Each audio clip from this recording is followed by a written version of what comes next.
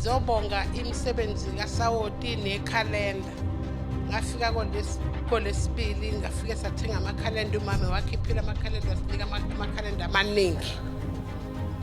Ikhalenda lingisize enkingeni yegundana ebelingafuni ukuphuma mangabe ngithi ngilibekela iglue livele liphume ngala eceleni igundana ngibeka iglue ngala lihamba ngakhona igundana liphume ngapha eceleni nginele ngafaka ikhalenda lavele igundana lathithiza ekitchen laze la uphuma ngomnyango wangaphandle linomlomo obovane ngathi lirujile ucijile umlomo ogundana ngathi mina igundana enjalo nomlomo ocijile lingakanani cishe libe ngangekati elizelwe. Ngiyabonga bazalwane, ngiyalibonga umsebenzi wekhalenda. Ngizobonga la umama uHlengo wangisuka ezintabeni zasemfundo. Ngizobonga ubaba uNdlovu iminyakeni emithathu ngigulelwa umntwana kunelwane ekhaya kunayo yonke into. Omakhelwane bengibiza ngayo lonke igama abalithandayo. Kodwa uNkulunkulu emuhle ngobaba uNdlovu. Ngino 3 years ngihamba la ekhaya. Usawoti nekhandlela namafutha agcotshwayo. Zahamba zonke ilwane emzini wami. Mangihlangana nomakhelwane uvela athi uyayazi imithilo uyathakatha kanti ngime ngoNdlovu kuphela. Ungakhohlwa usawoti nekhallela. Ngizobonga usuku umama kade esikhulekela amakhandlela esacishwe ngangenalo ke mina ikhandlela kodwa wathi masiphakamise izandla ucele leyo nto oyicelayo.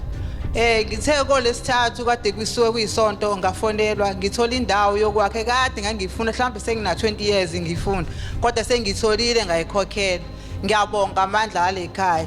No futhi kade 350 amuvalekile ngisema ngithi ngiyobheka namhlanje ngawuthola inyanga ezu3 ngiyabonga. Afika la ngigula kakhulu kodwa ngesonto liphelile into engenzelwe umfundisi beyinhle kakhulu wangikhipha leyo nto kade ngihlupha ngiyaphila manje angisenankinga ngegama lenkosi amen.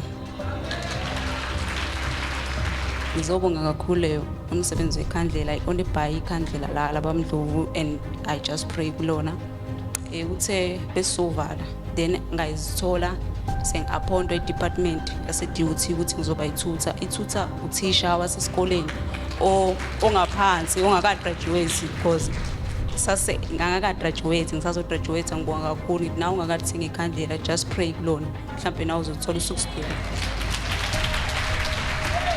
Ngizobonga usawoti wala ekhaya.